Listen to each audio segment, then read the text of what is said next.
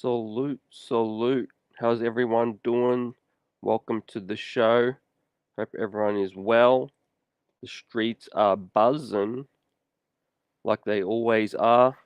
I hope everyone had a blessed day and we've got plenty to chop up and talk about. There always is in the news. But today we're going to get into the latest. Obviously, the talk about Evan Fournier and his report, his quotes talking to a French media outlet. But we're not just going to talk about that because obviously it's been the hot topic today. It's been chopped up.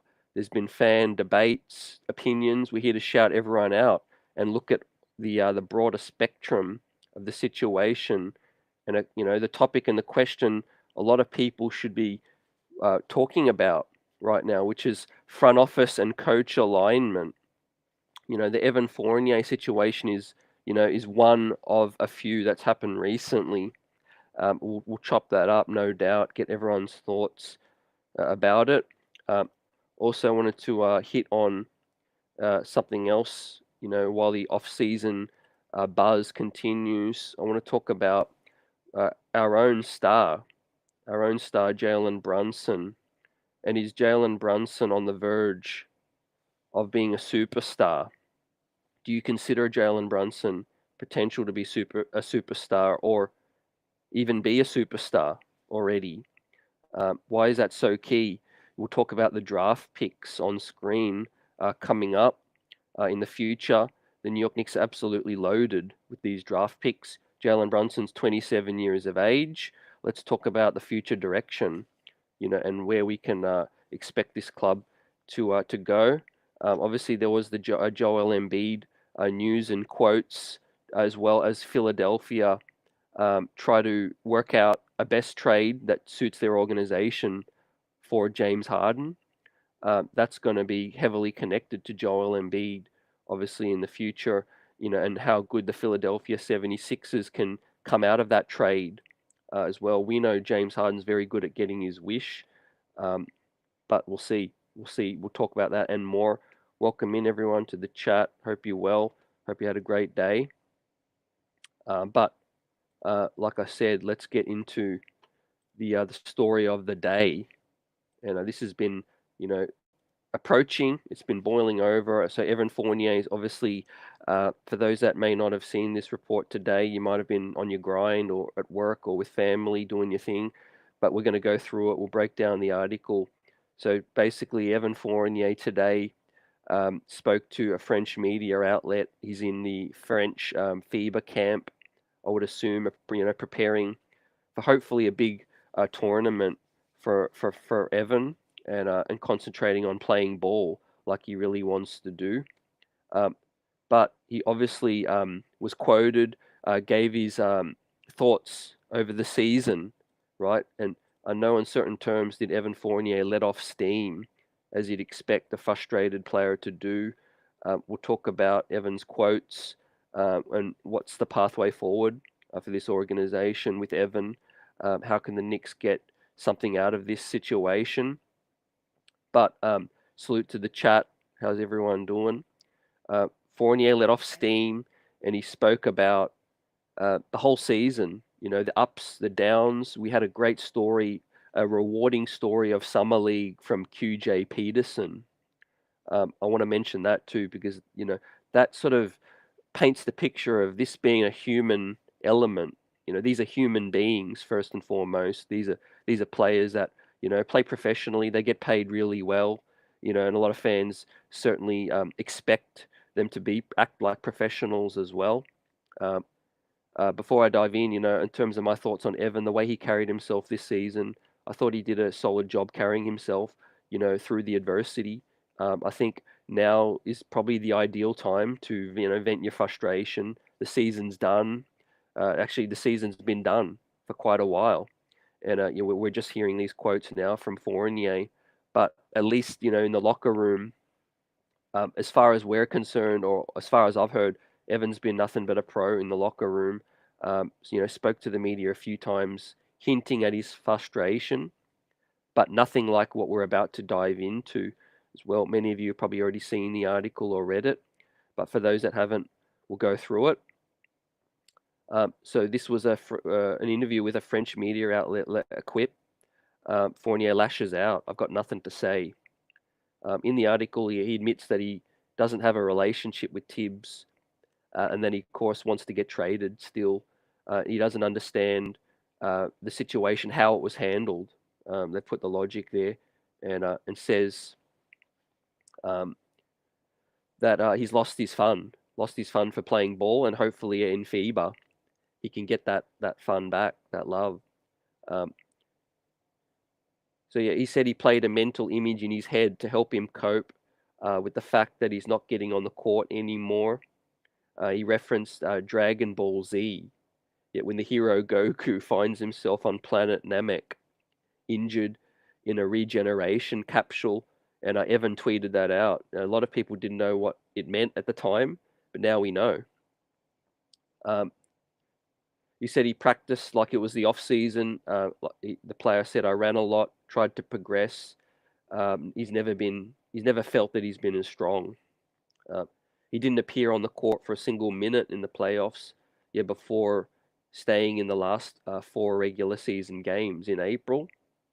Uh, he said he was able to use a bit of that time to refresh his mind, be with family, all those things, and come to grips with him not being able to get back in the rotation. He spoke there was a time against Philly when Brunson was injured. RJ Barrett got became sick, um, and that he realized he may have to play. He's like, "Oh, I'm going to have to play. Haven't done the team warm up." So it was a feeling that he hasn't had before. It ended well, but it wasn't easy to manage. He said with that situation. Um, at first, the French guard wanted to lash out at everyone, but later on, he realized that there was nothing he could do. So that's why I sort of said Evan handled himself decent, throughout the regular season, not letting it become a distraction. So that's not easy, right? But being a pro is being a pro. But these quotes, they get interesting after this. Best believe that. Uh, you want to spit on everyone. Now, I don't know if that was a translation or he said that in English, but it is what it is. It's there. You have hatred. Derek Rose and I looked at each other and said to each other, "What the hell are we doing here?" During the 5-on-5 practice, we were on the side like some prospects. It was uncool times, these veterans coming to grips with their future, their new future in the league, which isn't being a permanent player, permanent fixture. We'll talk about that, how it was handled, of course, coming up. We're just breaking down Evan's quotes for the article, of those that haven't seen it yet. Um, he was asked about his relationship with Thibs, and they're not even remotely close. He got nothing to say. I have none in terms of a relationship with Thibs. Um, he just took me out of the starting 5, and then he told me he was going to try something else. And then the first match of a road trip, he announced to me that I was leaving the rotation. And ciao. And there wasn't any further conversations had after that. I think it was up to Evan as probably a 10-year veteran to understand the writing was on the wall. Now he talks about being traded now. I would be very surprised if I was still a New York Knick next year. They're paying me upwards of 18 milli, and they have no interest in keeping me. If you wanted to trade me with a good return, why didn't you play me some more? I was coming off a season where I was the 4th best 3-point shooter in the league. Why wouldn't you take advantage of it? Fournier says. Now they won't get anything interesting, and that's normal because I couldn't show anything on the court.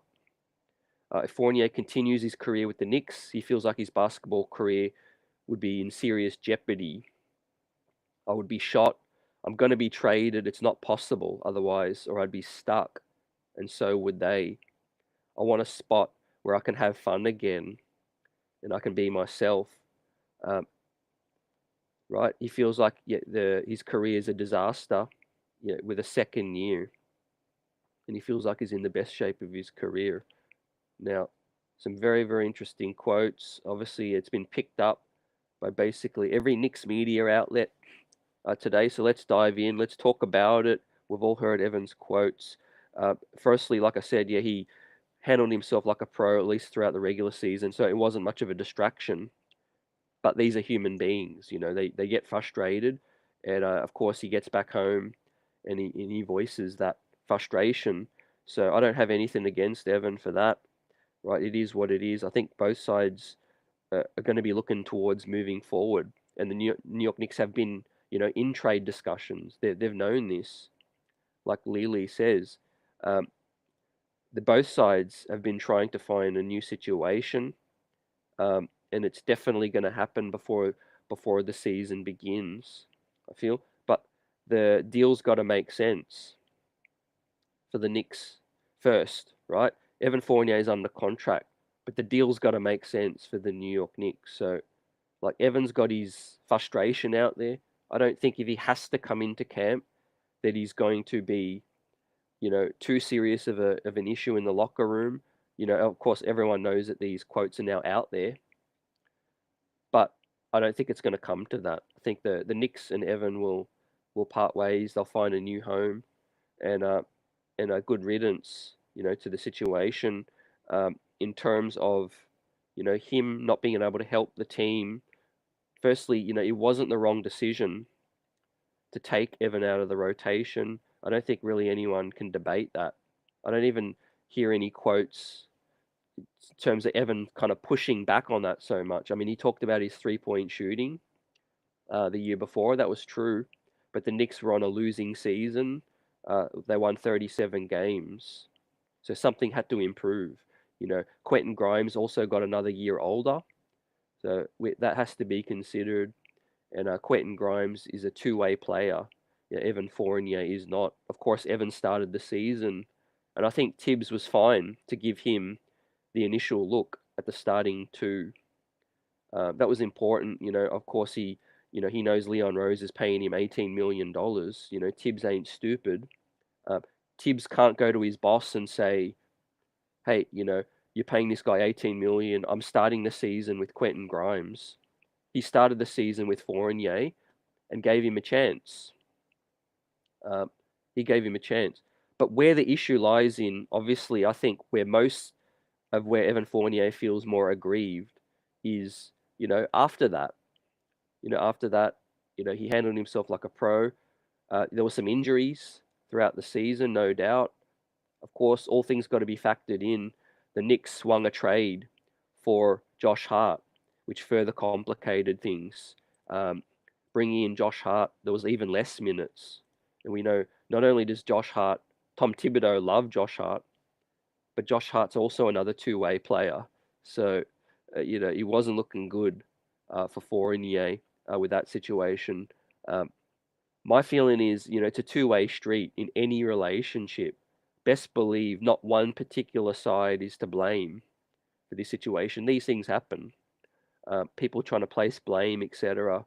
I don't feel like that's the right course because this is, professional sports. Egos have to be bruised at times.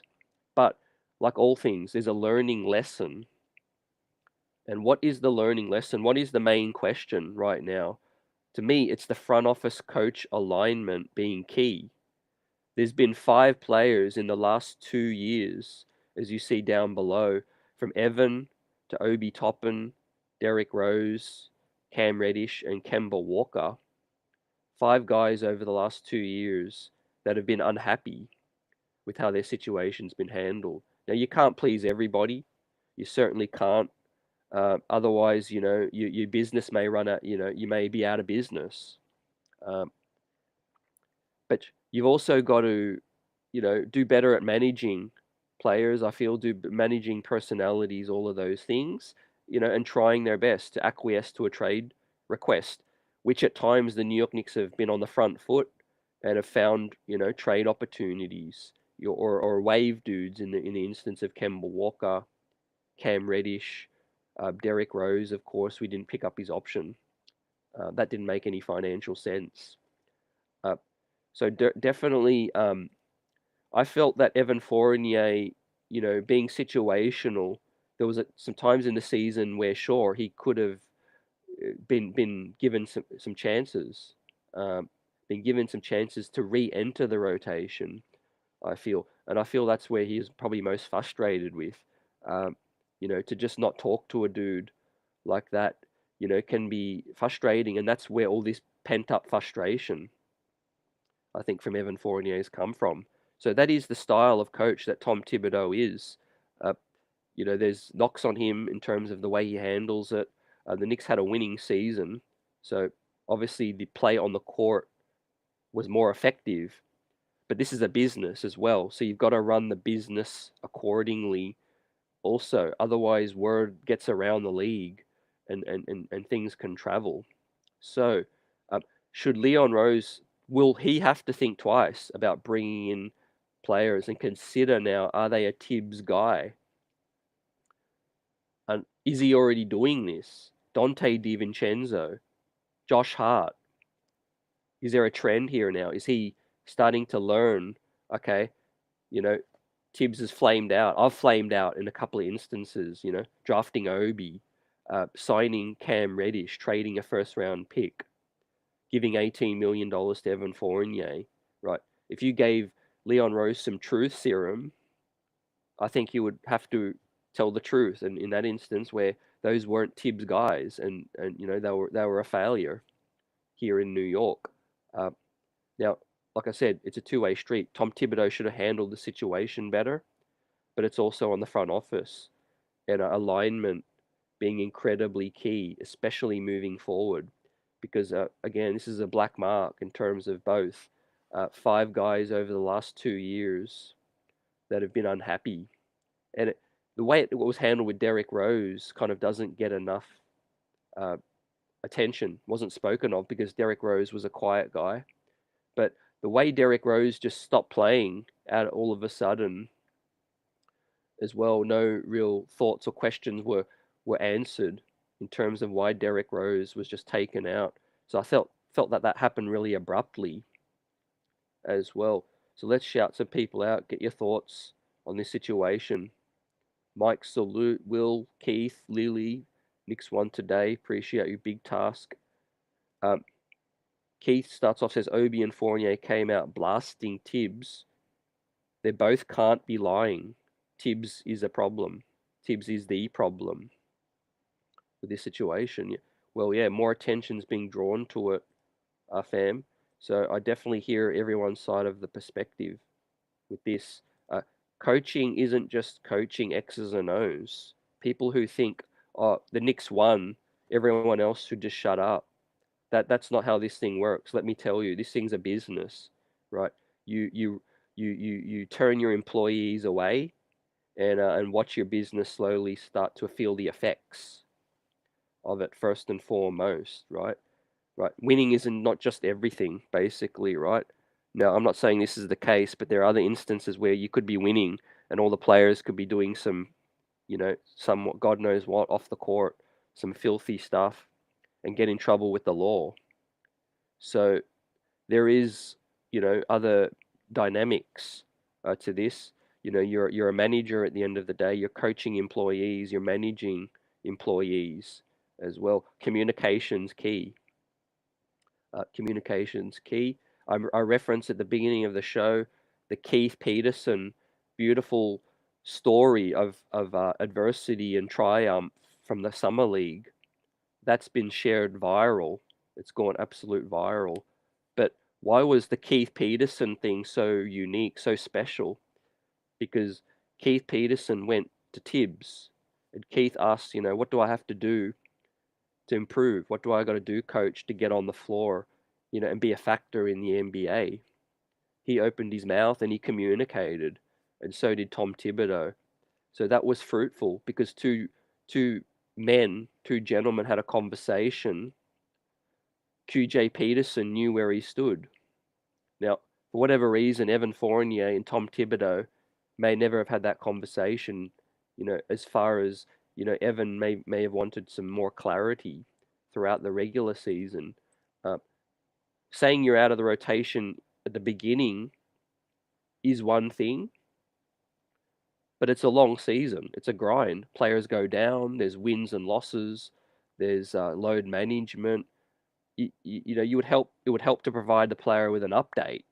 Maybe 20 games down. Let's say Evan Fournier had 20 DNPs. Did they have another conversation? Should they have had another conversation after that?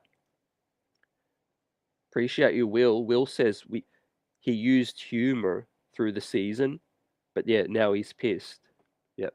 I think it takes some time to settle in. Also, you don't want to be embarrassed too. Like I said, these are human beings. He's around his close teammates, and Evan's a good guy. He's close to some dudes. I'm sure he formed a connection with Derrick Rose, etc. So that's one thing. You don't want to act up sometimes in front of your teammates, which is another reason why we're seeing it now.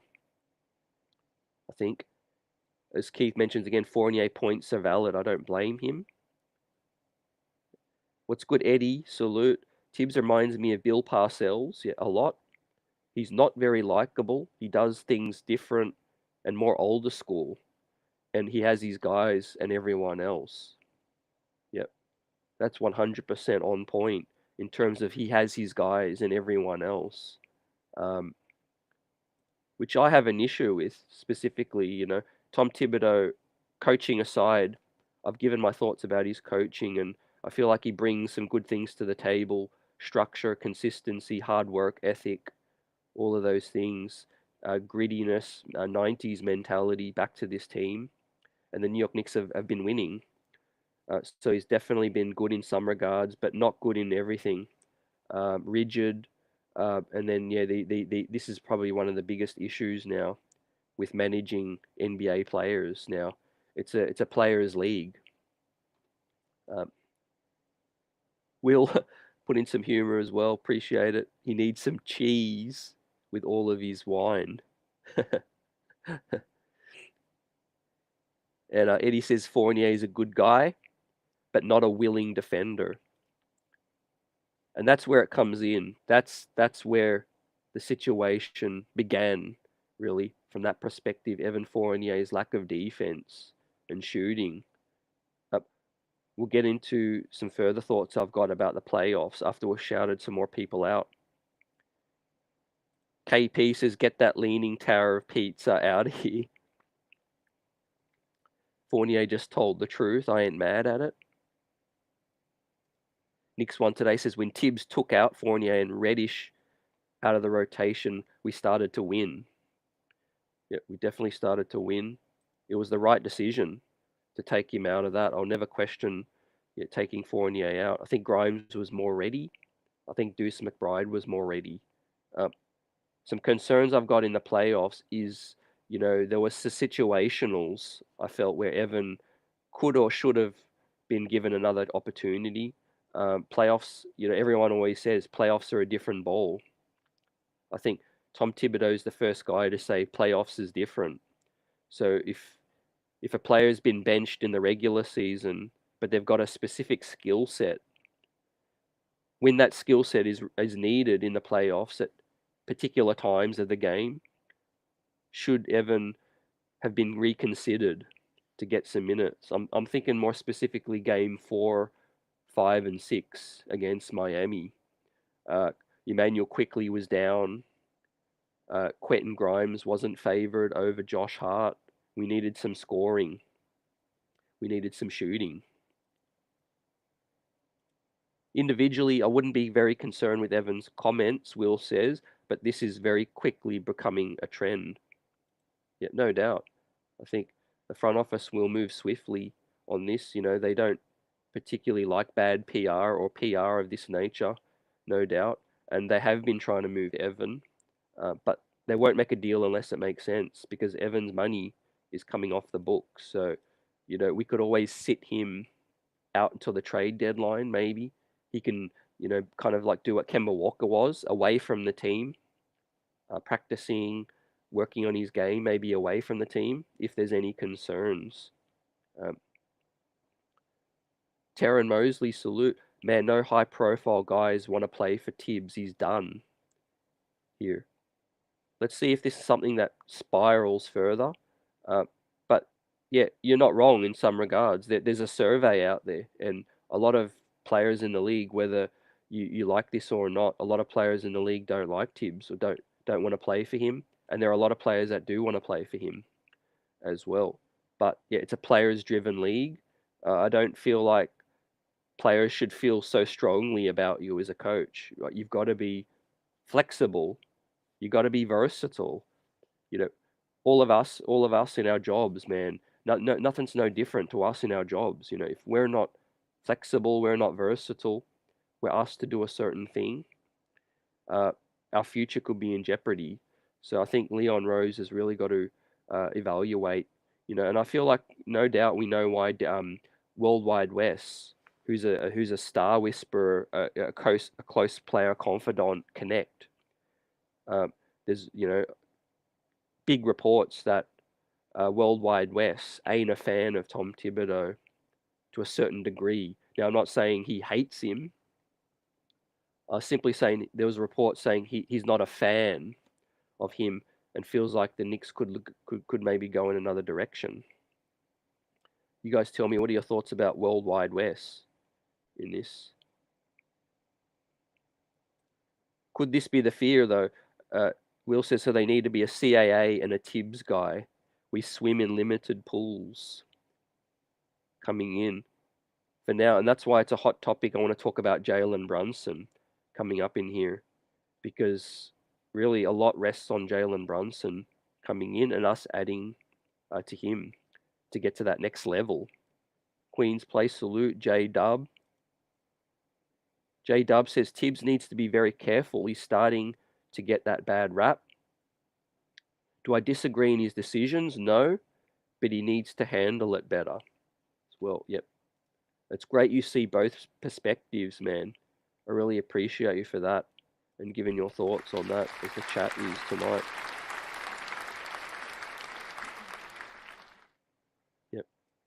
Like I said, the thing about QJ Peterson and Thibs, just got to be grown men, handle grown men business. At the end of the day, it ain't that difficult, right? Just find out where you stand, and find out what you got to do. I think where the communication seems to break down is that once Thibs has taken a player out of the rotation, he's either explained it very carefully or very briefly, and then he's left it. He's just never given the player another update. According to the player, it appears. Now players are obviously going to look out for themselves as well. Tom Thibodeau doesn't seem to have a care in the world, which is something I appreciate for him in terms of a coach that's just all about business, all about trying to get as many wins out of the team as possible. I would assume Tom's not affected by this, but it would be good if like the situation was handled better, 100%. Also, like Marvin brings up a great point. It may not be about the defense because Randall don't play D as well. A lot of players aren't playing D. Yep, a lot of players aren't playing D. And I don't think it started with Thibs having any issue with Fournier personally. I think I mentioned factors that do need to be considered. Was that Quentin Grimes had started to grow up. He became a starting caliber player, and he snatched that spot from Fournier. Also, Thibs has always been high on Deuce McBride. Deuce McBride, Thibs is the reason, one of the biggest reasons we drafted Deuce McBride as well. So Thibs, appreciates the hustle, the defense, and that. But Thibs also gave Evan a chance to start the season, which I think is the right move. Leon Rose, his boss, gave the guy 18 milli, and I think that gave Tom a decent argument to go back to Leon and say, hey, yeah, you signed him. I tried him. It just wasn't working. Um, just wasn't working. But yeah, Tibbs got other issues in terms of holding more players accountable. Yep. What's good, Sharp Powers? Salute. I don't know how many teams Evan been with. I think he's been about with 4 teams now. I think it started with Denver, Orlando, Boston, and New York. I think he's been with 4 teams. Salute Danny, what's good? Ron. J Dub also mentions when you're trying to get new players, you have to recruit yourself to potential stars. Yep. Reputation's everything as a good organization. Yeah. We've talked about it a lot, but not every player wants to be pushed as well. Not every player wants to be pushed hard like Thibs does or held accountable at times from the defensive side. So that is something that may never work in our favor to begin with, even if Thibs was a saint. You kind of always, uh, got your work cut out for recruiting players to begin with. Best of worst is as long as we continue winning games and improving, Thibs is not going to go nowhere. Stop whining about it. Next year we made the East Finals and he gets extended. That's a guarantee. Yeah, I think there's a huge likeliness Thibs could get extended, especially if we get to the Eastern Conference Finals. There would be no argument from me if we made the Eastern Conference Finals. Um, but also, as a coach, as a person, you've just got to look at yourself and still think of ways you could grow, develop as well. Like I'm not saying Thibs is wrong for benching Evan at all. Um, I'm here getting everyone's perspective, and then also looking at how can we avoid this? How can we avoid it from happening again? And what's the ramifications around this league? Because this is a business, like I said, word of mouth spreads quicker than a wildfire, right? If you run a restaurant, a cafe, a mechanic business, all of those things, best believe, word travels fast, just like this, the NBA circles.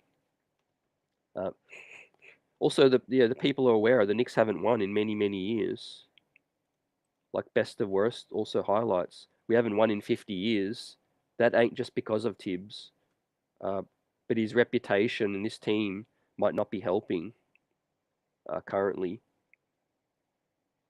Brian says if the Knicks and Leon can't get Embiid after turning down the deals for Cat, Donovan Mitchell, and PG, what is he here for? There's a lot of options coming up, but yeah, time's critical. I don't think it's necessarily that too. It's the fourth year, fifth year of the regime. Um, are we moving in the right direction? How fast are we? Is it sustainable? I think it's all those things James Dolan is going to be considering because Leon can't fire himself. It's if and when that point ever comes, it's going to be James Dolan that has to make the decision. He spent $2 billion on that Vegas sphere that's all over the place as well. So I think he wants the Knicks to continue to make the playoffs and win, make that bread. Uh, Kerry salute. Wait a minute. We really thinking about this? Y'all saying a star didn't want to come because of what a couple of backups role players said. Then we don't need them. It's simple. I think NBA still looked at as a brotherhood, and if more than a few dudes have a similar message, I think the word will get around. But I don't think that's going to be a reason we won't get a star. Also, so yeah, I could see both sides of that. I think the Knicks will still get a star. There's still people that want to come to New York, but is it going to limit our pool? Possibly, yeah. Maybe we're looking at a Donovan Mitchell because he's from New York. Um, a lot of people keep saying still we only got Jalen Brunson because of his father and because of Thibs. Either way, you can't win. There's always going to be doubters. There's always going to be skeptics. Um, I mean, heck, we're kind of operating like a small market team. Think about how OKC fans think. Think about how Detroit thinks. Think about how Houston thinks. Not a lot of stars want to go to those markets. Indiana as well. I think the Knicks are doing the right thing in terms of working on their product. The product on our court has to be the reason we get a star in, not because of Thibs, not because of Leon, not because we're paying someone's relative. Uh, it needs to be because of they want to win in New York. They want to come here and they feel like they can impact winning. Uh, Also, your best of worst makes a great point about the media. That's a consideration too. believe it if you think the training facility is another reason. The training facility could be something that, the tax, living in New York, Manhattan, it's expensive. People want to, don't want to commute too far. Uh, what's good, JJ? Salute. I wish we could get Embiid, but I don't think Philly is going to trade him to a division rival. That's what I've been saying for a minute now. Also, and we're going to go through the packages. I best believe that. In terms of the Knicks draft capital coming up, and is Jalen Brunson on the verge of being a superstar? Is that in his future? And we'll look at the draft capital with the Knicks. But that said, I think a lot of teams around the league are building up a war chest. It's not just would Philly trade Embiid to us. Could another team actually outbid us? There are teams, OKC. There's teams with a boatload of young players and picks as well. So do the New York Knicks have what it takes to please Philadelphia? Yeah, we'll chop that up more. But salute to the chat, everyone rocking out, giving us your thoughts. Appreciate you, and diving into this off-season situation. Both sides, have reasons to look at themselves in the mirror. Evan Fournier wasn't playing good defense. The New York Knicks improved when he went out of the rotation. From the front office coach situation, they're going to ask themselves, are we in sync enough? Am I getting the most out of my roster? How did the New York Knicks lose to Miami, right? Did we lose because of defense? Or did we lose because of offense? Did we lose because Miami was just too good? You got to consider all things, right? I hope that Evan Fournier can ball out for Fiba. That's something we need to consider to boost his stock. And also, it could be a situation where he gets back his enjoyment in the game. Like I said at the top of the show, these are human beings. They play professionally and all of that, but they, their play will also be a factor if they're not happy. I hope Evan can play well for France. I hope France still lose because I want Australia and I want Team USA to go far. But let's say things could be worse. Let's say if Evan comes out and puts up a 35-point game in FIBA, that'd be good. That'd be good. I'm not rooting against the guy at all. I hope Evan can light it up. As a matter of fact, for FIBA, no bad things are going to come from that.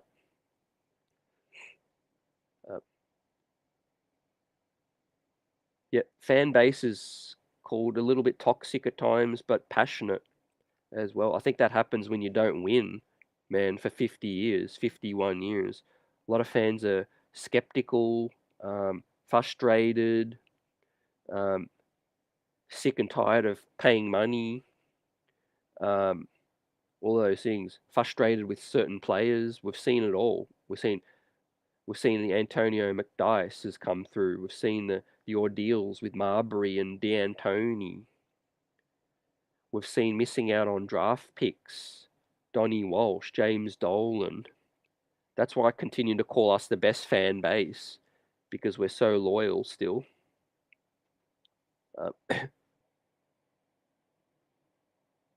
Yep. We got D Crown, salute in the house. CT, I think Tibbs won't make it. That he be fired middle of the season. Johnny Bryant next up. This is his last season coming in. I appreciate your thoughts on that situation. I know coaches were hired to be fired. I think if the Knicks continue to win, though, I think Tibbs will stay. I think for now, I think winning is key. Winning is really, key. That's all that matters in the eyes of James Dolan right now. I think Dolan gets his criticism, right? But I think he's always looked at the Knicks like a business. He's not a hoops junkie. He's not a hoops fan like you and I, in terms of just loving the sport. He loves the New York Knicks, the aura, because he's the owner, but he doesn't love the hoops element as much as you and I. So with that said, James Dolan has always looked at the Knicks as a business that's successful, business that's continuing to grow, a business that's thriving, and he spent $2 billion on the MSG sphere right now, which is going to be a good investment. It's going to make a lot of advertising bucks. Uh, but the fact that the Knicks are making the playoffs now, in the buzz, in the news, uh, he doesn't want us to take a step back. Best believe that. Uh, he's paying Leon Rose, Tom Thibodeau. He's paying veterans. We're very close to being in the tax coming up, and we'll talk about that with extensions and everything. Plus, we talk about all these protected picks, but I don't know how valuable those picks will be. Yet we'll talk about that, JJ, as well. Pudge Forever's in the house. Salute. Management made bad trades. Can't blame the fans for that. That's very, very true. 100%. Yep, some good trades, some bad trades. But yeah, we've got to look at not just Evan Fournier. The story just ain't, it's not just about that, this story today. It's about the question every content creator fan base should be watching now moving ahead is front office coach alignment, because there's been too much misalignment. When you're talking about Kemba Walker was never a Tibbs guy, but Leon made the move still. I know it was a cheap kind of flyer on a young on a player that was waived on the cheap, but Cam Reddish, upside with the first round pick, that didn't work out. He wasn't a Tibbs guy. Uh, Derrick Rose, interestingly, was a Tibbs guy, but I mentioned at the start of the show, another bad situation where there wasn't communication. No one knew why Derrick Rose was just removed from the rotation as well. So I think the communication skills got to get better. But initially, taking Fournier out of the rotation was a great decision. It needed to be done, right? The defense was suffering. Yep. D Crown says Dolan love that money coming in. Yeah, facts. The Knicks are expensive too to operate. Yeah, but to Dolan's credit, in terms of he's always poured money into the Knicks, because it helps him make money back. So yeah, he understands this big conglomerate. Richard Jefferson was right in terms of the fan base. Passionate, seeing both sides of the coin as well. Some people sticking up for Tibbs, and a lot of people feel upset with the way Evans obviously been handled, how this has been handled and reported on now. But we got to put this in the past, I guess, because I don't, like a lot of fans, I don't feel like it's going to be a big distraction once Evan comes in, if camp happens and he's still with the team.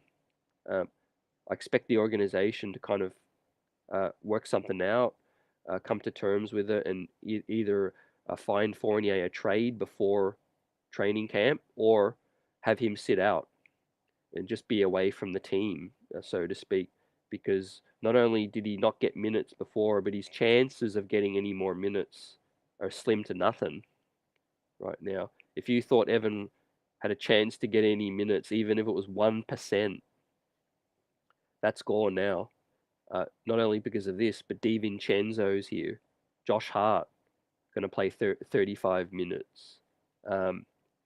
I've spoken to some fans where they were actually worried Quentin Grimes might be the next guy to get upset. Quentin Grimes may lose some minutes because of Dante DiVincenzo. It hasn't happened yet, but we got to wait and see. We got to wait and see. I feel like there's still that consolidation trade coming. I feel like there's still that consolidation trade. If they extend quickly, which I expect them to do, I expect the Knicks to extend Emmanuel quickly, keep that asset. But once they extend him, they're paying money, 20 million presumably upwards of that, together with Barrett, Brunson, and Randall. And Quentin Grimes is coming up for an extension as well. So the Knicks will be in the tax. So the Knicks will be looking for that consolidation trade, and we'll see what happens, man. But I do predict the Knicks to be great this year. I predict us to win 48 plus wins. We're seeing some Vegas over unders come through. I can't wait to see some more. I'm going to go in this season. Hopefully they give us something juicy. I think I've seen 45, 40, some giving 43 over under, some 45. Uh, I think the Knicks can get over that easily. But yeah, we'll see.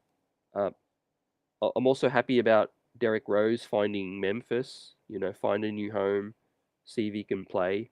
Obi's in a better situation with Indy in terms of an opportunity to play more. Cam Reddish is in LA. And look, Kemba Walker's at the very late stage of his career due to injury.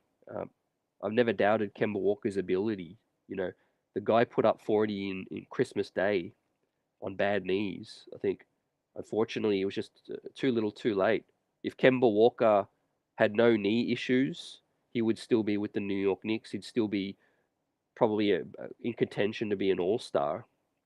But those degenerative knees, just like Amari, hasn't helped out. Pablo says the Knicks' two best players are both under 30 mil. That's great value. Yeah, it is. Unfortunately, we got to find more pieces to get to that next level as well. But their contracts are helping big time. Hidalgo, salute. Tibbs has to go, bro. He's not getting us to that promised land. There's going to be a lot more critique now this season. Best believe that. Feel he's created these expectations. For the Tibbs detractors, they always mention the previous timeline with previous coach Tibbs teams. We're talking about Chicago, talking about Minnesota, where they overachieve in the beginning, and then there's some regression. With that said, I know how badly Tom Thibodeau wants to be in this situation. He always wanted to be the coach of the New York Knicks. I think I go back to the front office alignment. It's huge. Yep. This is a great analogy too. Tibbs is like the mechanic that can get your clunker up and running, but he can't get it to pimp my ride standards. Yeah. You get an applause for the creativeness with that. Yeah, there's some shortcomings. There's some great things for Tibbs, some shortcomings, 100%. I think is any coach perfect? No. But they need to be evaluated every year, just like players. It's not fair that players get evaluated each year on their statistics and all of those things, but coaches don't necessarily get the same thing. But if we continue to win, Tibbs is going to stay. Tibbs is in a situation where he's got the utmost faith and loyalty from Leon Rose, and that's big. But those two minds have got to meet now in terms of philosophies on players, right? Like I said, he drafted Obi. Like he should know Tom Thibodeau and his qualities in a player. Cam Reddish, now with Fournier. So has Rose started to think twice before bringing in any players and considering, are they a Tibbs guy? At the very least, what is a Tibbs guy? At least that can be an average or a plus on defense. Can they rebound well? If they're big, can they offer rim protection? If they're a guard, can they penetrate? All of those things. The roster's got to improve. Coaches can't win without the right roster as well. You need the roster. But the pressure continues to build. We have Brunson, we have Randall. Can he adjust better? I mentioned the Miami series. I really think that Tom Thibodeau in game 4, 5, and 6 had some of his worst decision making of the year. There's a couple of things. Obviously he favored Josh Hart. He went away with what worked for the season. Quentin Grimes gave the New York Knicks floor spacing. I think the New York Knicks defense was fine in those 3 games. We were holding Miami to 80, 90, 100 points. It was offense why the New York Knicks couldn't win those games. And again, I think Evan Fournier has a legit gripe in the playoffs to not have been given any opportunity. Regular season, I think he has no gripe. He should have stayed out of the rotation regular season. But as I mentioned earlier, what changed? What changed in the playoffs? Well, the first thing is playoffs are different. You're just trying to survive. It's elimination, right? Regular seasons, you live to fight another day. It's 82 games, and you're just, you know, striving for a record. In the playoffs, you're striving for your life. If your life depends on it, desperate measures, desperate times can call for desperate measures. At times, the Knicks were down bodies. Emmanuel Quickley wasn't playing well. Emmanuel Quickley was out. Jalen Brunson was banged up. Julius Randle wasn't scoring. He was banged up. The New York Knicks' strength, which was their bench, was absolutely down to its last legs. Deuce McBride struggled in Game 6, that stretch where Brunson couldn't even sit out. So I think, you know, you could go either way. Like, I know he didn't play Fournier. I think we could have needed a little bit of a boost with his shooting, just gravity, just pulling a man away, and needing that floor spacing as well. So I think, yeah, Tibbs made some poor decisions in the playoffs. Uh, Dirty says salute, says Evan would have been cooked in the playoffs. I think if he was played more minutes, most definitely, and I don't expected him to play, more than 15 to 20 minutes, but I would have given an opportunity in game 5 or 6, even if it was for 8 to 10 minutes, just to see, if he could help us out with the offensive game. But that's just my opinion. It's hindsight. Evan was definitely a liability defensively. Um, I just think in an elimination game, it's different. You're damned if you do, damned if you don't. Kind of, you just try to, fight another day and try and get some buckets. I think Deuce McBride was fantastic throughout the regular season, um, but I think, yeah, playoffs were a bridge too far to cross, and I think some veteran experience like Fournier could have helped. Um, but yeah, I'm not saying that would have won us the game. Who knows? If anything, I feel like that's probably where Evan's the most frustrated, because he's sitting there watching the team uh, down bodies, like quickly down. Um, Josh Hart playing 35 plus minutes. Quentin Grimes not able to give us anything.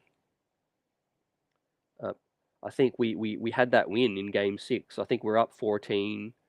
I think the Knicks went on a stretch of about 6 or 7 possessions where they could not score. Deuce McBride couldn't make it up past half court without the ball being stolen or turned over. Um, but yeah, it's frustrating. We've got one of the youngest rotations who have lasted, who had last year had a top 10 D and the second best all-time offensive efficiency. But you all want to hear but all you hear is what fire Tibbs, what with that situation. Yeah, I think fans feel like we could do better. I think the ones that want Tibbs gone, I think they see his ways. That they feel like there's a different way the Knicks could play or coach. Um, we were very, very good based off of very tricky situations with isolation play. as well. That could well continue. I think Jalen Brunson's the big key. Uh, I think he is the key. For me personally, I've never seen anything like it. Uh, I just want people to appreciate Jalen Brunson even more because I think he's got another gear he could go to. I think he is on the verge of becoming a superstar. He's a star right now.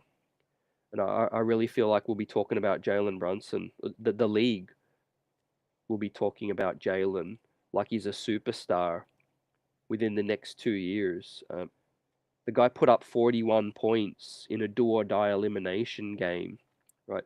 We have to go back throughout Knicks history, and performances like that are very few and far between in playoffs, up against an amazing coach, an amazing defense on one ankle as well. So I'm buying all the Jalen Brunson stock. If anyone wants to sell it, I'll buy it. This guy is going to be a superstar in the league. He'll be spoken about alongside the Damian Lillards, those kind of guys. When all is said and done, most definitely. What are our thoughts on that? Him being the key.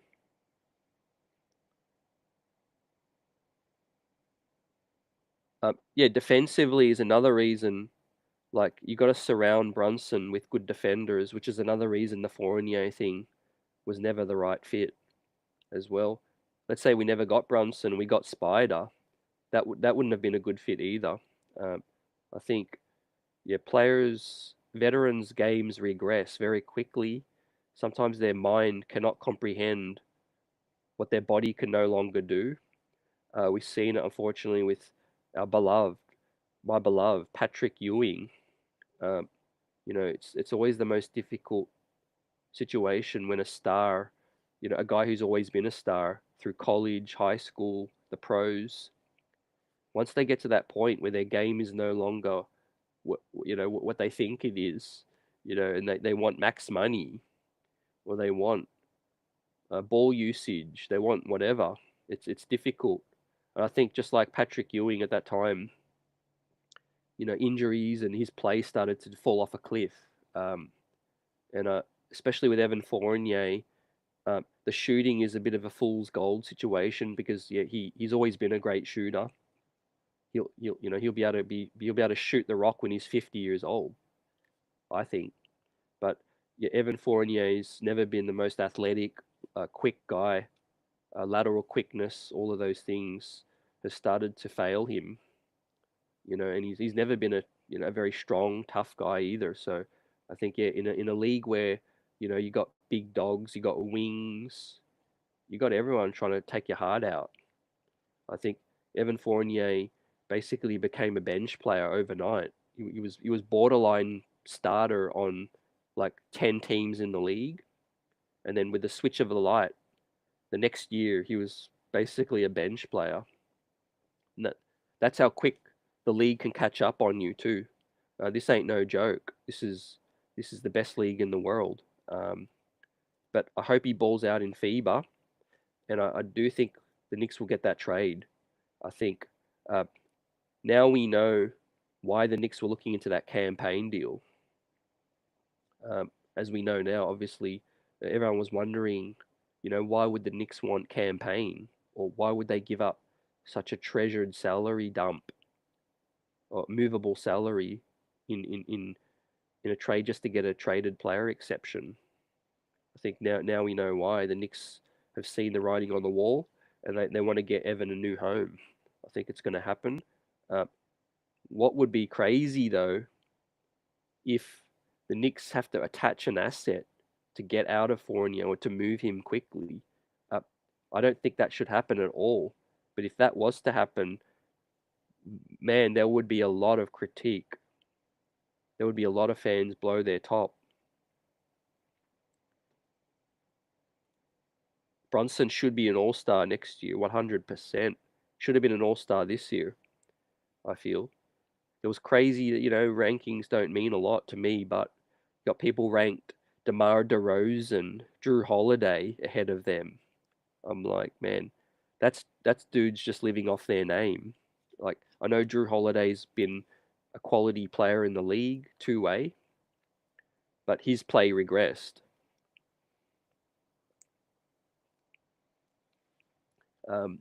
It helps when you play for a championship team or a winner, most def.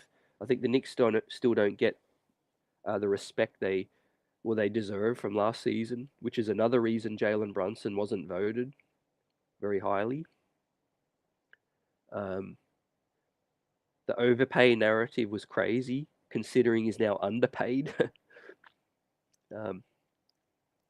Yep. Yep. Appreciate your sharp hours. Yeah, the streets are buzzing. Smash that like button. Appreciate everyone coming through. Your thoughts. We shout you out here. We offer an opportunity to discuss all the perspectives as well with this situation, like we have.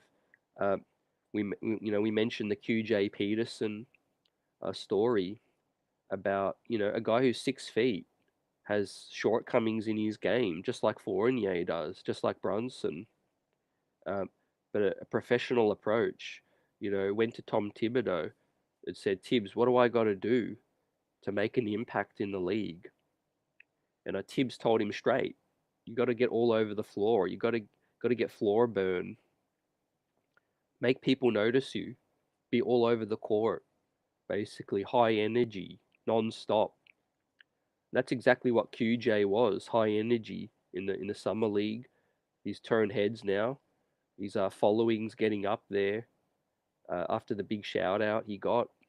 I think that was a great story from summer league, but he's 28. That's just another story where you're never too old to improve. Whether you're Fournier, whether you're Tom Thibodeau, you're never too old to try to improve.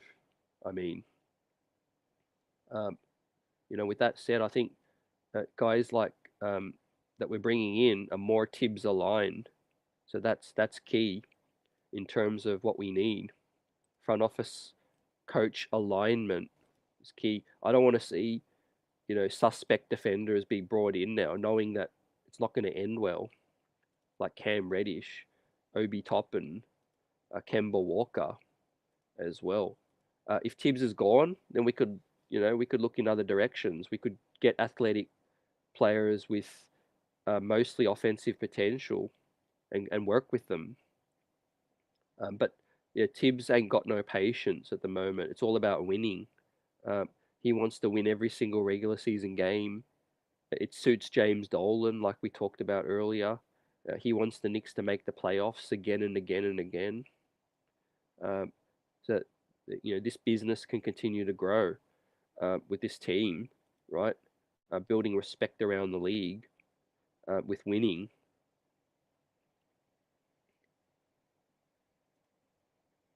Best of worst says Fournier is mad because he now realized we might keep his contract for a possible trade at the deadline and he won't play. It's bad for his value going into free agency. Yeah. I think there's some natural concerns too. Um, we also have to mention this, and a few people have mentioned it, but Fournier's wife gave birth as well throughout the season, or I think at the end of last season, and there was a time when he said, I hope I come back. I think it was the end of last season. He actually said, I hope, due to, I don't want to uproot my entire family. I'm cool just to stay, but I want to play, of course. So he got his wish, then the organization stuck with him, gave him another chance. I think knowing that money is coming off at the perfect time. I think timing is everything.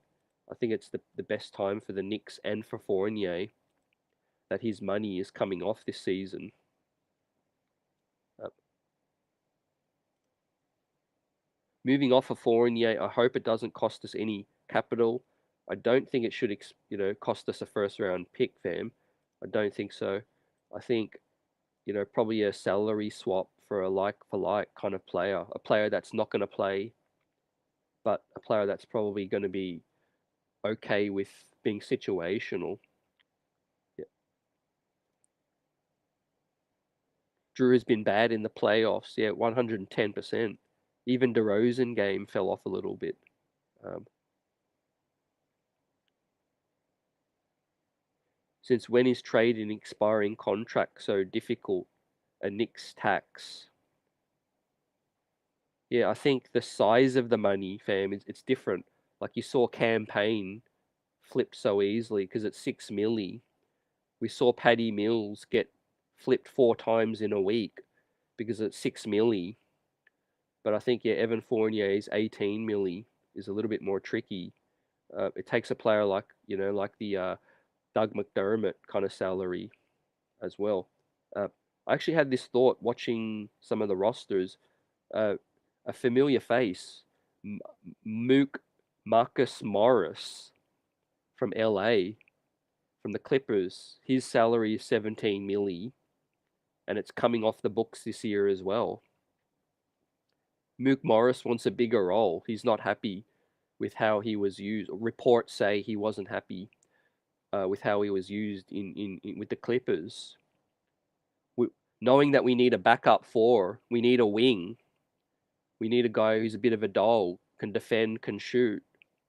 I don't know if the Clippers would do it. We might need to attach some compensation. But would you, and interestingly, the Clippers lost Eric Gordon as well, their backup shooting guard. Do you think the LA Clippers and the New York Knicks, would you entertain an Evan Fournier and possible second round pick, couple of seconds, to get back a rental for Mook Morris for 1 year to help us out at the wing, help us out at the backup four? Both sides could be happy. What do you guys think of that? I like Mook Morris when his time was here. I think we flipped him at the right time. It got us it quickly, and it got us the draft pick that got us quickly. But yeah, I don't know if he'd be as happy with a role, but I think he'd be more happy here based on what I've heard. Um, Dirty says Morris wouldn't be happy in a smaller role. So nah. Pablo says would love Morris here. Yeah. The play makes sense. The fit, the salaries are the same. They're both expiring. I think the Clippers need a shooting guard off the bench too. Unfortunately, I just don't think Evan Fournier's trade value is where we want it to be. Um, but that's the sacrifice you got to make sometimes because we were winning. We won in the playoffs. Yeah. Killer agrees. You like Mook would be a great pickup at this point. Yep, all facts. Now we'll dive a bit more into moving ahead now.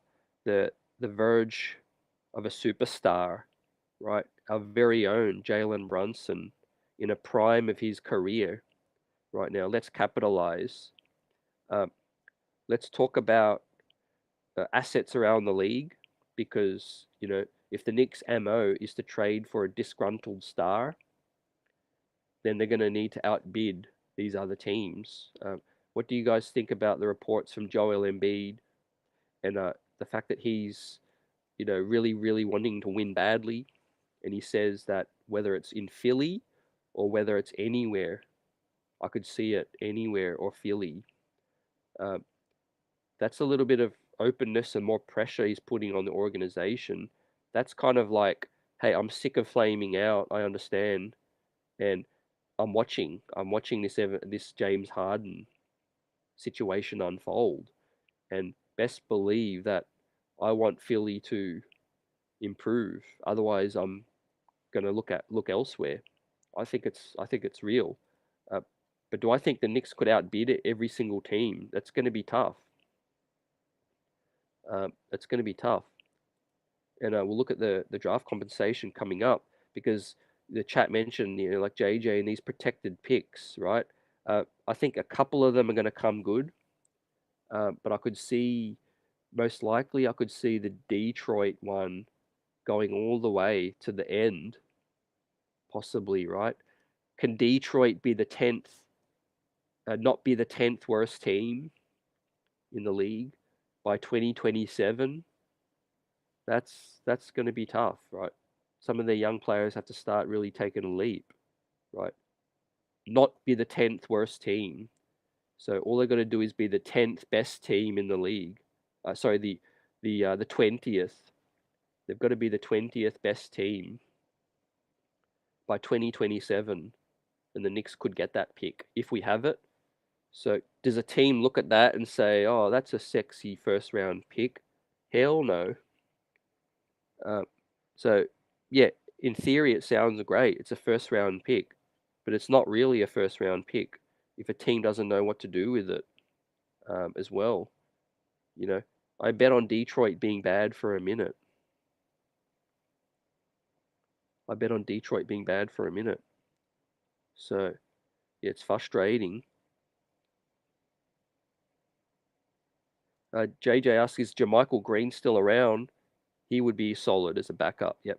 He's available still. Yep. We wait to see. I think free agency's getting held up, fam, still.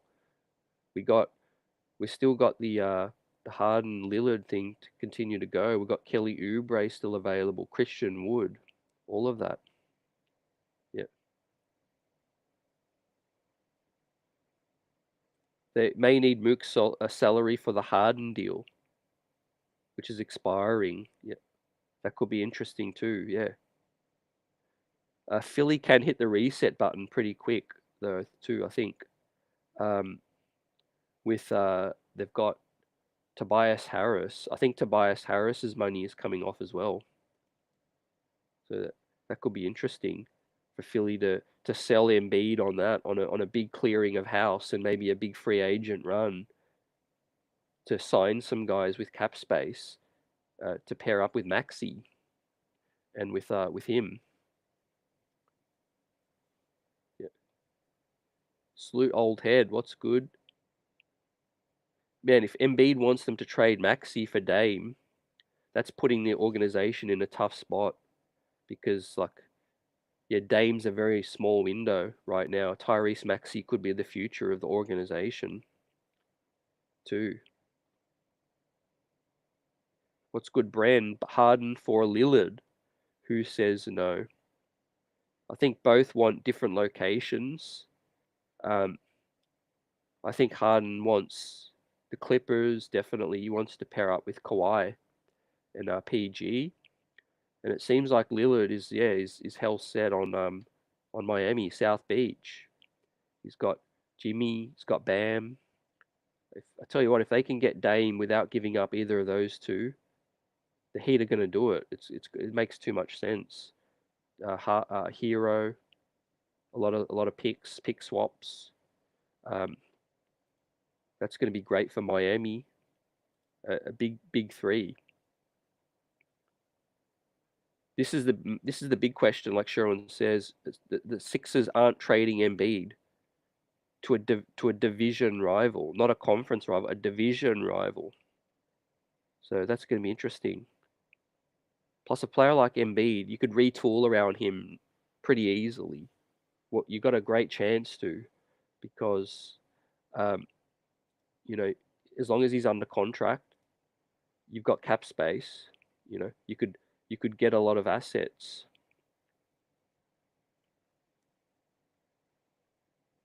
Yep, the chat's also agreeing with that. Yeah, I hope the Knicks don't get Tristan Thompson, fam. That's a good one. Salute Darren. What's good? Um,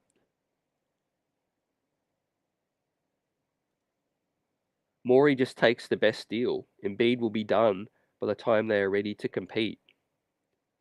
Anyways, so you reckon he does it historically? Um, yeah, it's going to be interesting to see where that is. And looking at the Knicks assets, I really think there's more teams with good solid veterans and young players and picks that can match the New York Knicks offer.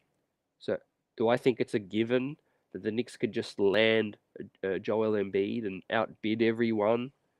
That would be misinformation. Um, that would be misinformation. I think the Knicks have got a chance. Definitely, they've got a lot of picks, a lot of swaps. But do I really think that the Knicks could just outbid everyone? I mean, every cat and his dog is going to want Joel Embiid if he's officially on the block. Um, but at the end of the day, picks still don't um, lose value in terms of possible future trades with somewhere else.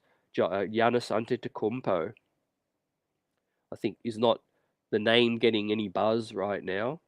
But let's see if we go one more year, we improve, we make the third round. The Bucks go backwards as well. Also, let's watch out with Dallas. What happens with Luka and Kyrie? That's something worth watching.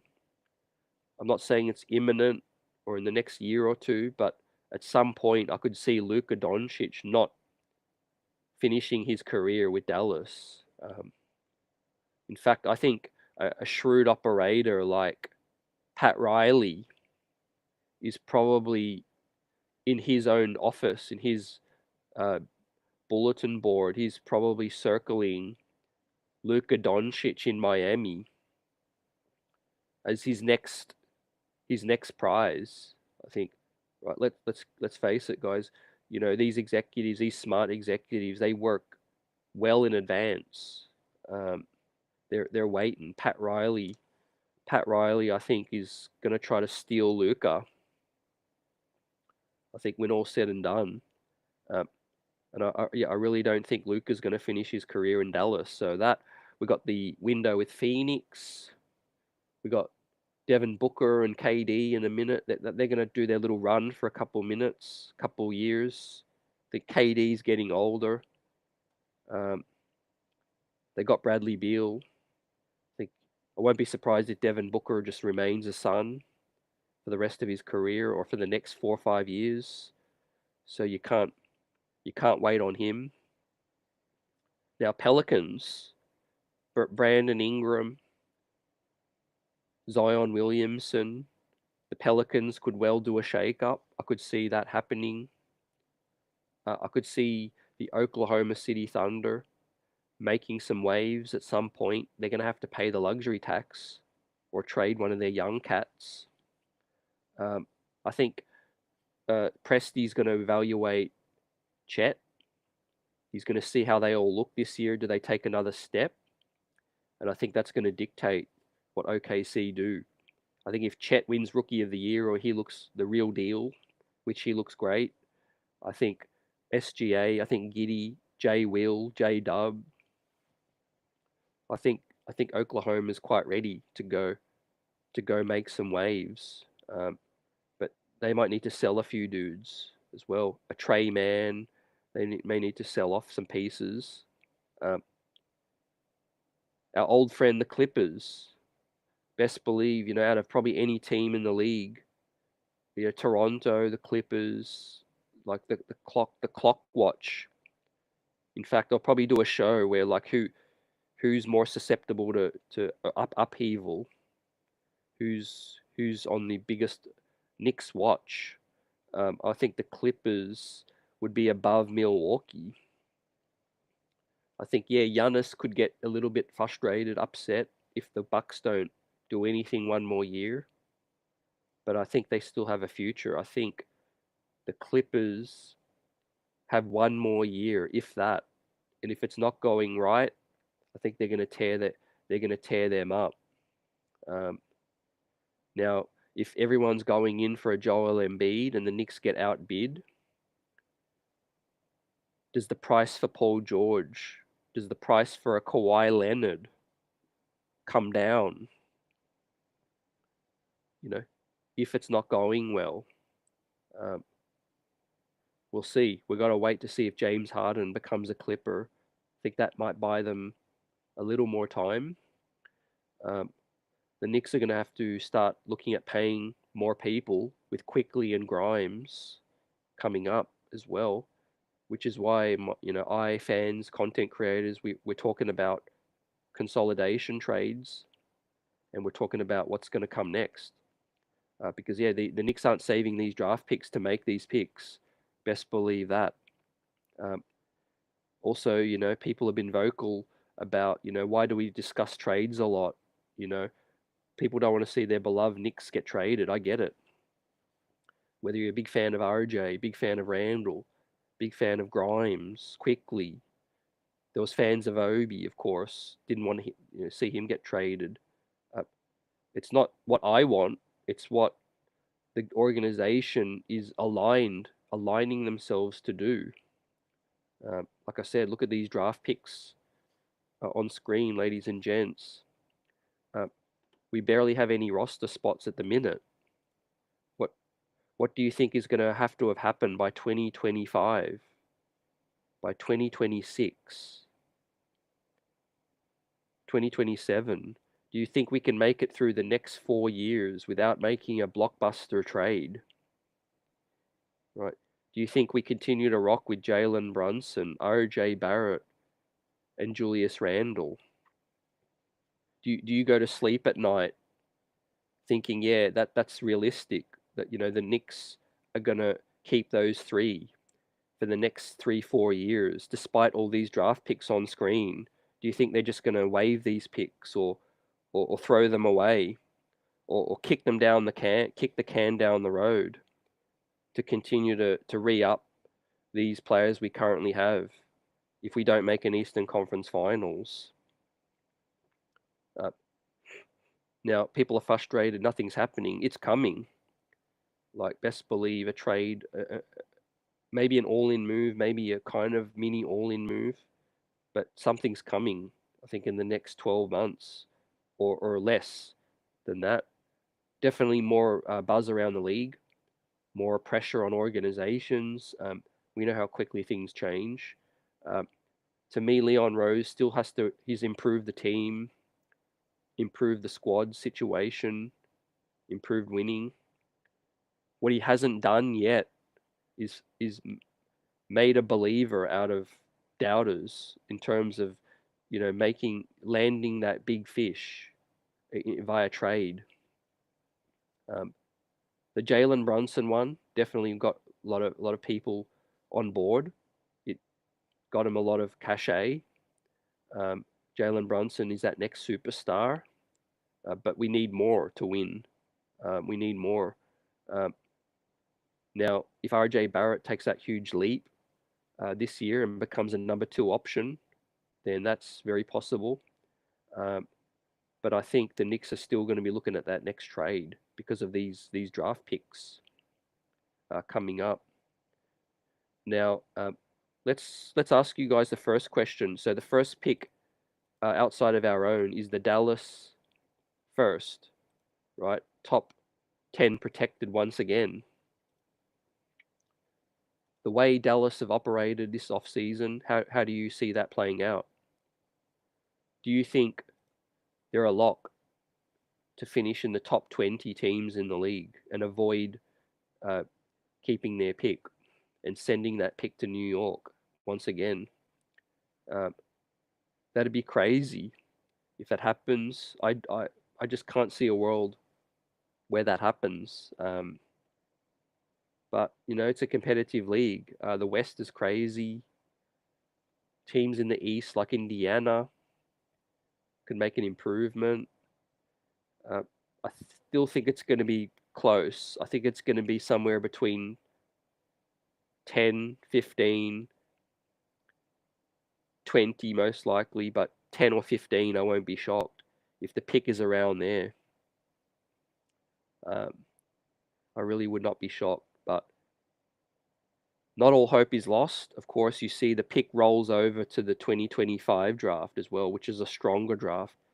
2024 ain't as strong. So, but without 2 years of making a pick, did the Knicks say, okay, look, we might need to sell quickly, we might need to do a big trade, we might need to actually draft somebody for one of these picks. Let's see. But that's one of the big assets the Knicks have. Obviously, they can trade coming up. They can trade every pick of their own every second year. So they could trade either of their 2024 or 2025 first, and then the 2 years pick ahead of that, and then so forth. And then they can throw in as much of these protected ones as possible. The Knicks also have so many seconds coming up, which is worth looking at too. fam. Look at all these seconds. So that's what's going to help us either fill the cupboards up after a possible blockbuster move. These second round picks, some of these other picks. But I think the Knicks are in a great position to make their trade. It might not be the tier one guy like an embiid, a Giannis. It could be an aging star like a Paul George, Kawhi, uh, Donovan Mitchell, um, Karl Anthony Towns, as people cringe, but it could be Karl Anthony Towns and someone else. It could be a combination. We have to wait and see. But I don't think we can keep hoarding all these picks. It just does not make sense with no roster spots. So look out for that. I don't think the OG Anunoby thing is going to happen at least until the deadline. I think Masai Ujiri looks like he's committed to seeing him and what he looks like with Scotty and with the rest of their guys. I think Pascal Siakam may get traded to an up and coming team like Indiana. Let's see. I don't think the Knicks should get in on Pascal. I think it's too much of what we've got. I think let's just wait for the bigger name, right?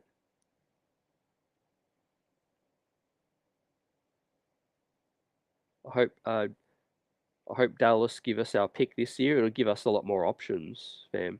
Uh, it will be close. Yeah, Kyrie is aging. I think that's a big factor. Kyrie's age, style with Luka.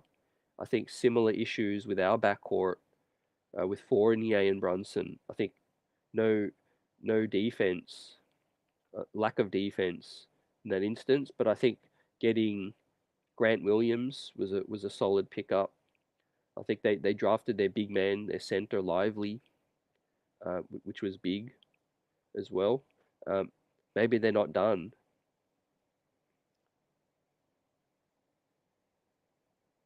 It's going to be close. It'll be close, like you said, though. Like Dirty Dancer said, it's going to be close. The West is no joke. Like I said, Oklahoma's coming good. What if Zion is healthy and the Pelicans can be good?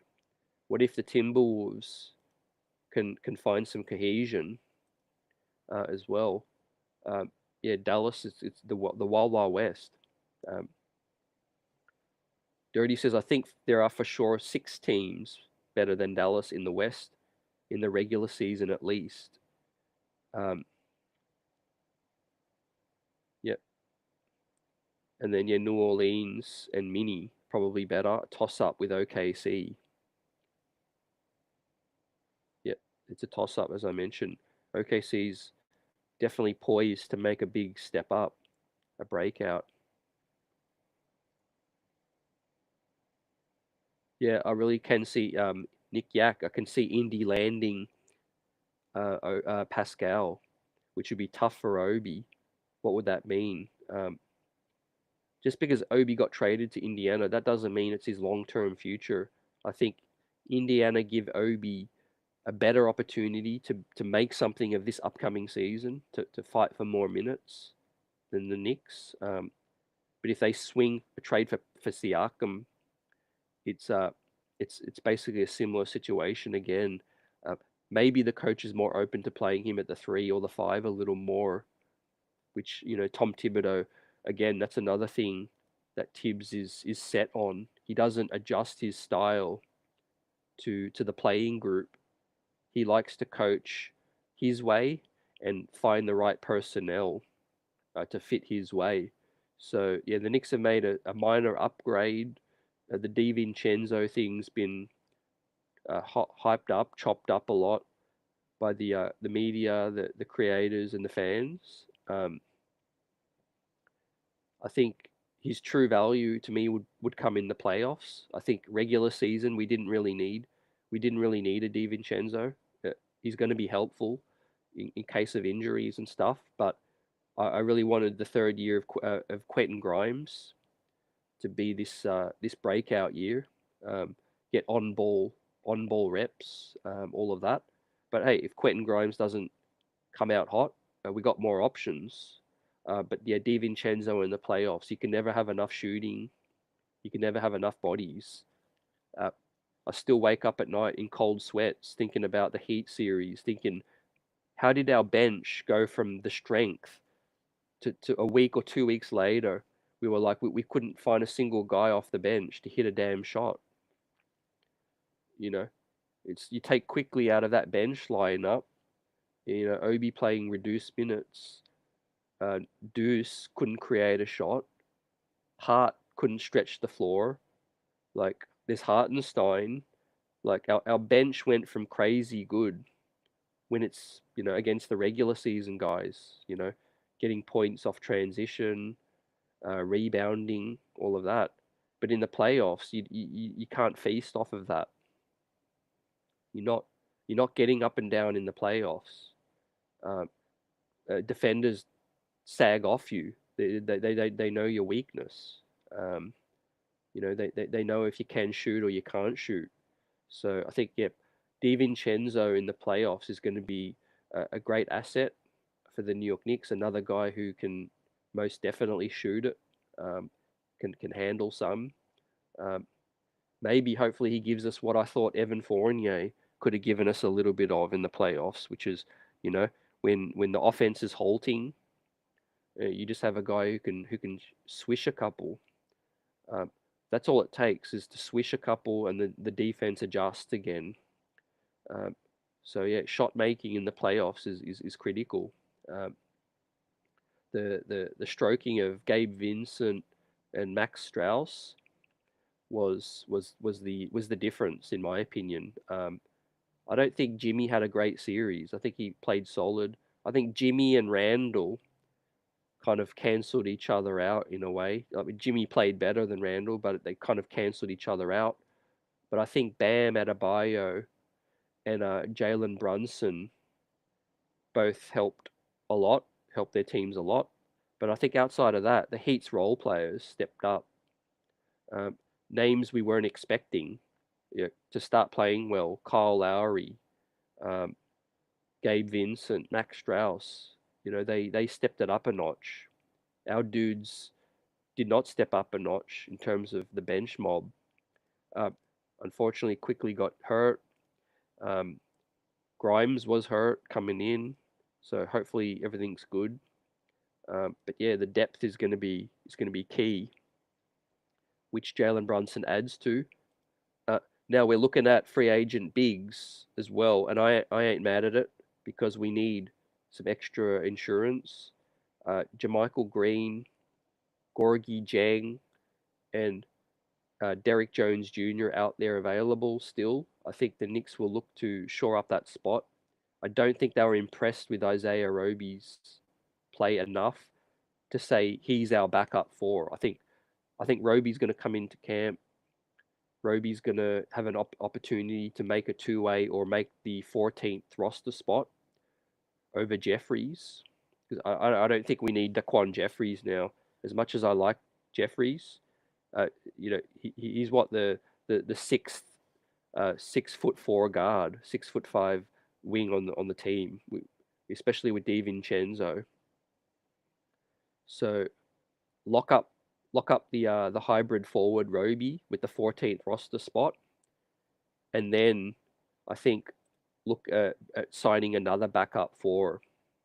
I think that's going to be what we need to be doing, fam, with that situation.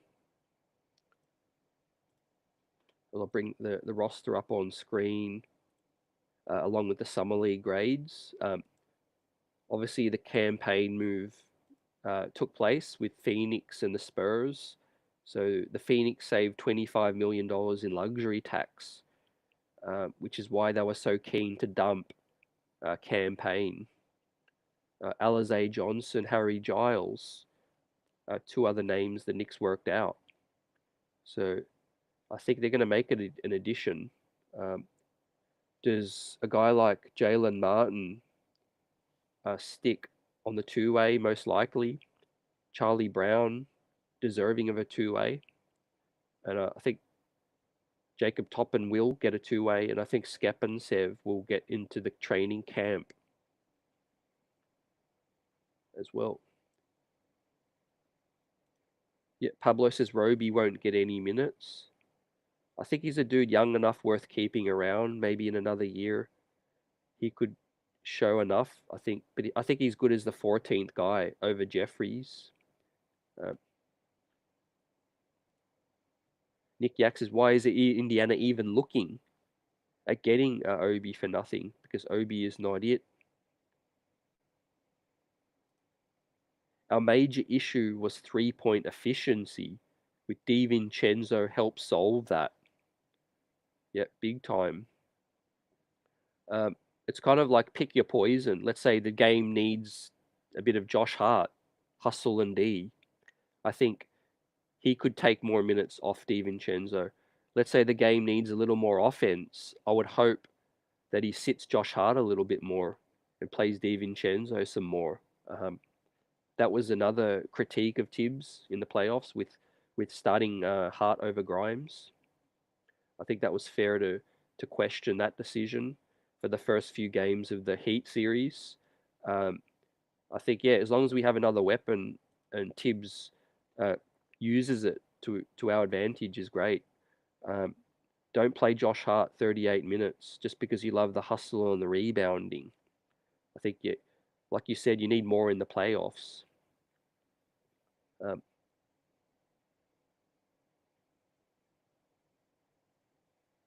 yeah, Orlando, someone to look out for.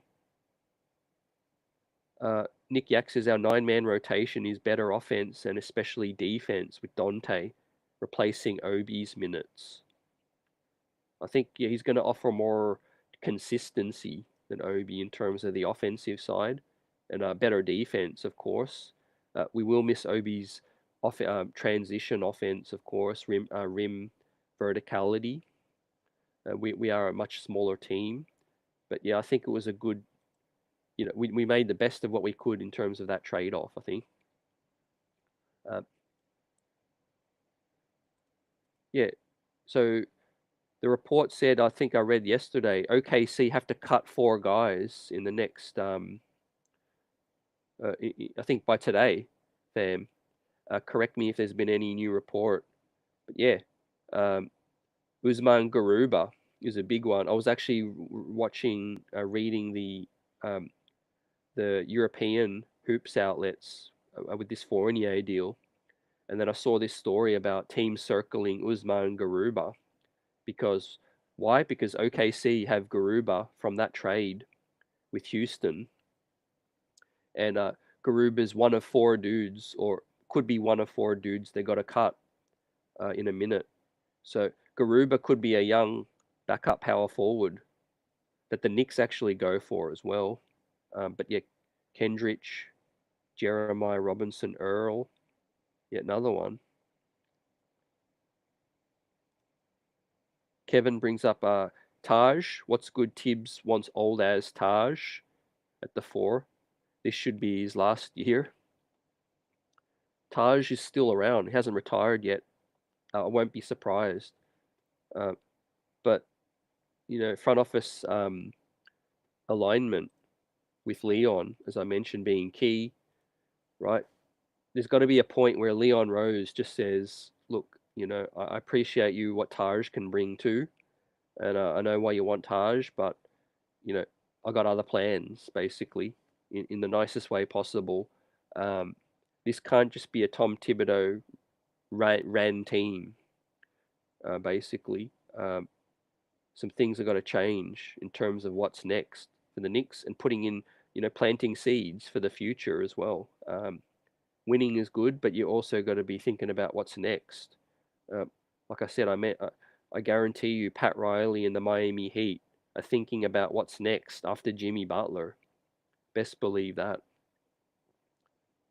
Pat Riley's a shark, right? If he'll trade Jimmy Butler in 2, let's say Jimmy Butler's game regresses, in 2 years, Luka Doncic becomes available. He'll he'll trade Jimmy Butler in an instant.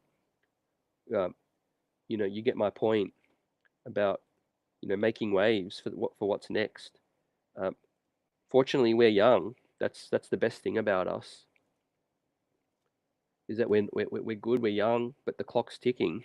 Um, boy, would I love one of our draft picks to just become one of our third stars. Like if it's Barrett, if it's Grimes, to me that would probably be more satisfying than as a fan for me personally. Instead of waiting on a Hail Mary for a Joel Embiid, waiting to see if Devin Booker ends up leaving or Giannis. As fans, aren't you guys sick of that at some point?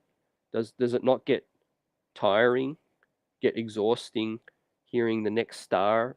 Us waiting to see if we can finally get someone, especially after the Spider Mitchell thing dragged along.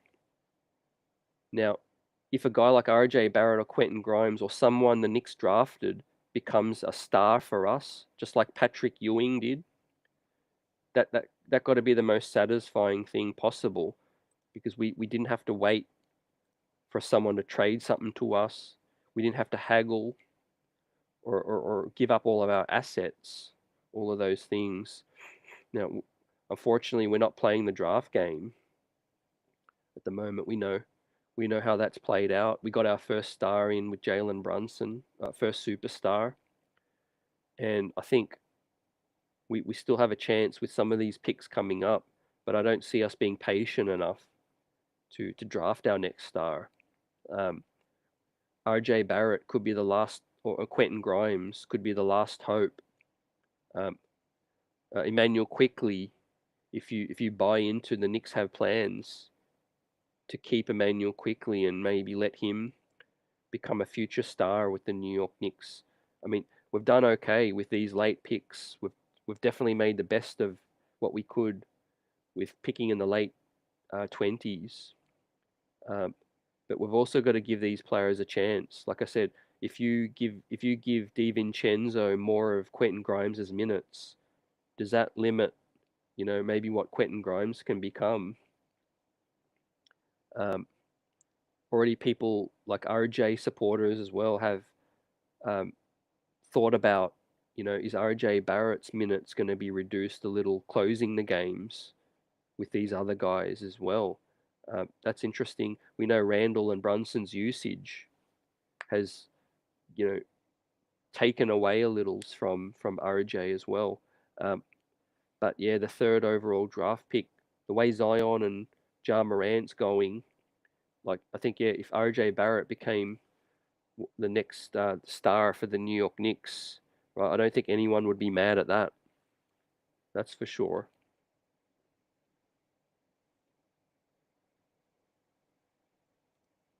Pablo says, I'm not sold on RJ.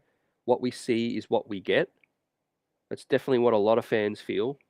A solid starting player in the league. Yeah, there's a lot of factors going into it. I think his age is the number one thing that gets mentioned. Um, I mentioned the Brunson and Randall situation. For RJ to take that next leap, does he need the ball more? Um, Otherwise, he needs to just work on more of his complementary skill sets, like catching and shooting, making quick decisions, dribbling, passing. I think if he wants to become a star in his role, those are some things he can definitely improve on. Otherwise, if Randall wasn't here, he would get a lot more usage, I think, in terms of trying to create. That's why we saw reports with OG Anunoby. Like, I know OG Anunoby you know, isn't the best shot creator and he wants more touches. But if you're thinking about it from his perspective, playing with Fred VanVleet, Scotty Barnes, Pascal Siakam, and others, he was never going to get the touches he wants as well. Dirty says if Grimes, IQ, or Barrett makes that leap, we could get to the finals without an upgrade. Yeah, 110%. It could happen. I hope it happens. We got close. I think the East is in flux. I think that's the best way to describe the East right now, because we don't know what Middleton, Drew Holiday is gonna hold up in Milwaukee. We don't know what Philly looks like. People say Boston got worse. The Heat might get better. Is the Knicks' pathway to the NBA Finals basically through Miami Heat?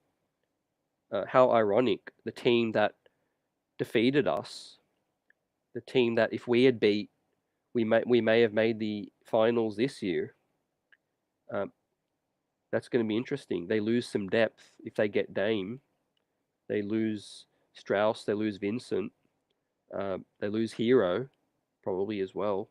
Um, I look forward to that. It's going to be crazy. The matchups with the Heat. I think the Cavs got a little better. But yeah, the Knicks time to strike in the East right now. Almighty salute Fournier and a first for Sexton deal. I think is Sexton still available? I think he's out there with Utah, right? They're trying to find a home for him. I haven't seen the pick, best of worst, fam. I haven't seen that pick with RJ, but I will be watching Team Canada in FIBA. Best believe that. And hopefully I have some news I can share soon on the FIBA front as well. I'm working on a few things behind the scenes relating to the upcoming FIBA World Cup. So I'm definitely, my eyes are peeled on what's going to happen. RJ Barrett's going to be starting with Canada. Evan Fournier is going to be playing, of course. Brunson, Hart, Rokas is starting for Team Lithuania. But yeah, I'm on that train. I've always felt that that Barrett could play small ball four. I really do think he could play some small ball four, and should ahead of some of these, like ahead of a Roby, ahead of a DiVincenzo, ahead of um, the other dudes that are in calculation. Josh Hart. I think RJ Barrett's that dude that could get more touches, post up game, better floor spacing as well. Um, if I'm looking at it that way, I think yeah, RJ Barrett at the four gives you better floor spacing than Josh Hart at the four, which is going to be very key.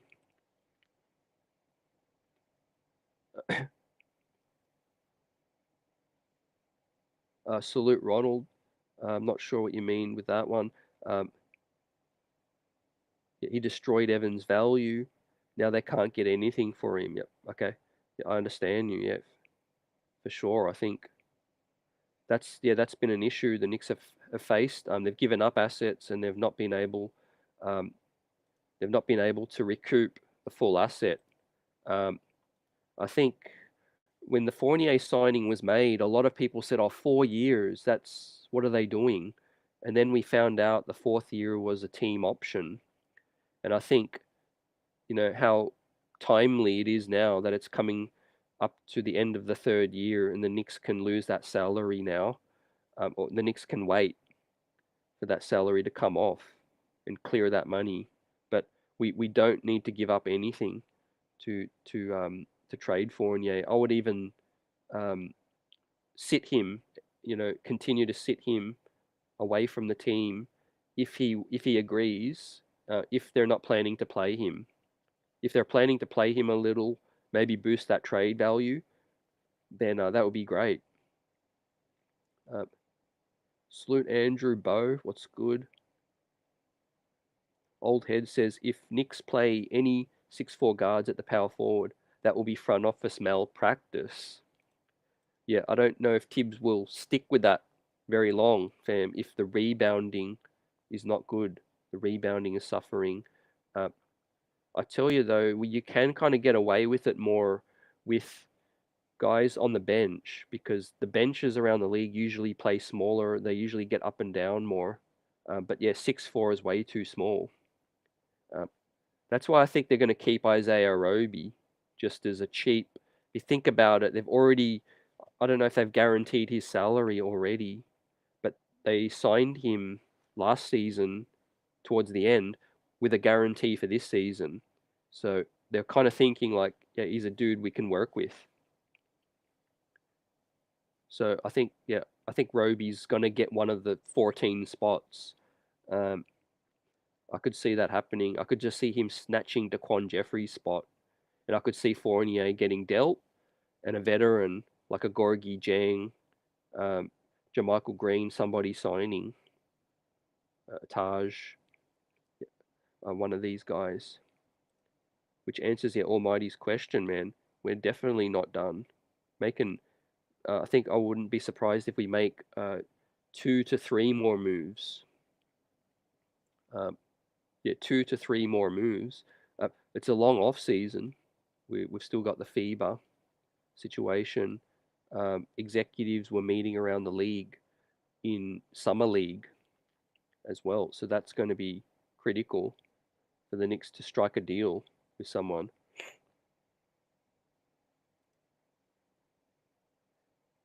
Yeah, that's the huge question. Um, the topic moving forward. The Knicks have figured out the identity of players they like in the Thibs mold, and Evan never fit that. It was an early mistake. Yeah, it was early in the goings. I think the Knicks, remember, they lost against ATL, and what was the issue then? It was shooting. It was a dude who could create, could shoot a little. Um, I think the 4-year deal was an overpay, slight overpay. Um, we never really know what would happen if they just waited to use that money on someone else. But I think there was pressure, like I said, finishing in the playoffs, losing 4 games to 1 against Atlanta. Everyone was like, "Oh, look, it's clear we need shooting." So they got Kemba Walker and they got Fournier, but they didn't think about the defense. They didn't think about the defense of what that provides and what we needed. Now we've got DiVincenzo, who's a defender and someone younger as well. Um, but yeah, with that said, we continue to chop up Jalen Brunson becoming a superstar, and Fiba's coming up. So how poignant is that? That this team is going to continue to only get better because of Jalen Brunson and his rise, right? And obviously Julius Randle's play is still here and important for this team. He's an all-star. Um, it would be excellent if Julius is an all-star, all-NBA again. But what fans would trade that for in a heartbeat is for a great playoffs, because the Knicks have help now in the regular season, and also we've shown you don't need to win 49, 50 games to to go further in the playoffs, right? As long as you finish in a solid position, and then your play can go to another level, as the Miami Heat showed us. That's what we should be hoping. Uh, Going all out in the regular season ain't it all the time. It's just good for seeding. That's it. Um, but sit guys when they need to, keep them healthy, uh, keep guys fresh for the playoffs so that they can make that next leap. Don't have your young guys like Grimes and Quickly about to fall over and get hurt. These ankle rolls too frustrate me. Um, I hope these players get some high tops because I'm old school, and every time there should be a Vegas bet over under on how many ankle rolls the players get, because it's an accident waiting to happen. They grab a rebound, they come down, and they'll land on someone's foot. It happens. It's going to happen. So I think I love these players to take better care of that situation. But yeah, it just derailed our playoffs. I think we beat the Heat with a healthy Quickly and a healthy Grimes, a healthy Randall, and a healthy Barrett. Uh, as much as Gabe Vincent, Strauss, and that came to play, I think the Knicks have enough. And I think, yeah, you could say the same thing for Jimmy. Jimmy was not 100%. I've got to admit that. But the Knicks, just going into the series, nothing changed. We had more depth. we had more guys we could depend upon.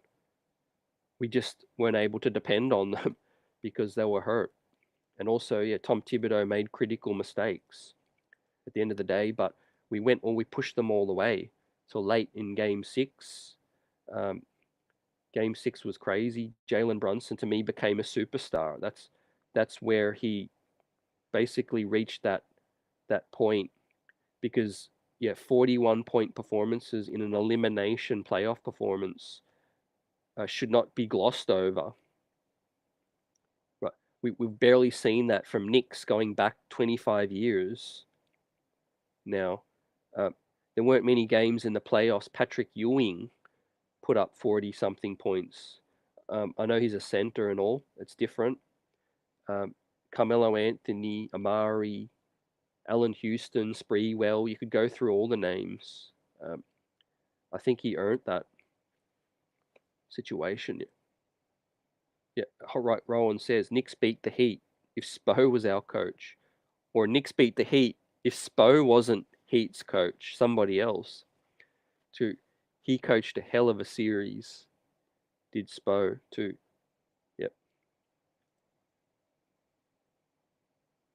Fournier's value will go up in Fiba. Then we can ship him to San Antonio for another trade exception in a second. I like where you're going with this. I hope I can see it really happening. More so because I think Evan can still play. I just think, I just looked at his age. He's only 30, 31. Yeah, he doesn't move like he used to, but is he a dude that could still play 20 minutes, 18 minutes a game for a team off the bench?